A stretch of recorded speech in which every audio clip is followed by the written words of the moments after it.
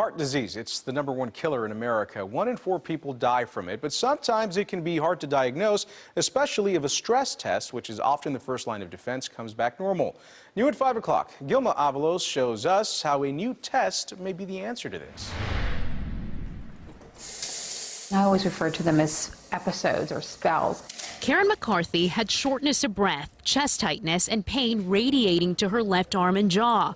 She also has a strong family history of heart disease. Her father had a triple bypass at age 49, and 7 of his 12 siblings died young of heart disease. Even though I was a young woman, they would bring me in, and I've had numerous stress tests, echocardiograms and things of that nature over the years, but they would say everything is normal and you go on your way. Heart disease has always been on her mind, especially after her husband died suddenly of a heart attack at age 47, even after a normal stress test. My children had already lost one parent to heart disease, and I didn't want them to lose another. There are instances when the stress test may be normal, but maybe the patient continues to have symptoms, and then and you still feel concerned enough to say, well, maybe we should do another test. The next step would usually be a heart cath with tubes and wires threaded up through the vessels to the heart to access blockages, with a small risk of complications such as heart attack or stroke.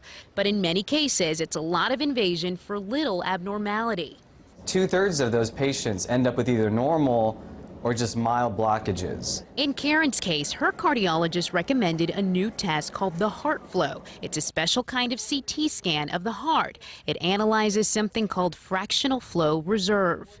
They take our CAT scan images and they can analyze it to identify if the flow is normal through those arteries or is the flow being affected by the blockages. If flow is normal, the patient won't have to get a cath. If the flow is below 80%, the situation becomes urgent.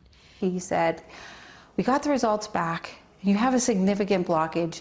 We need to send you to the cath lab." I really wasn't expecting that result, but it was anywhere between 80 to 90% blockage. So I was basically a walking time bomb. Karen was soon in the cath lab and had a stent placed. She also had her children checked and followed by a cardiologist. She's glad her doctor persisted, despite all the normal heartbeat, ultrasound, and cholesterol tests. He did push this, and we did go this next step. I truly believe it saved my life. Gilma Avalos, CBS 11 News.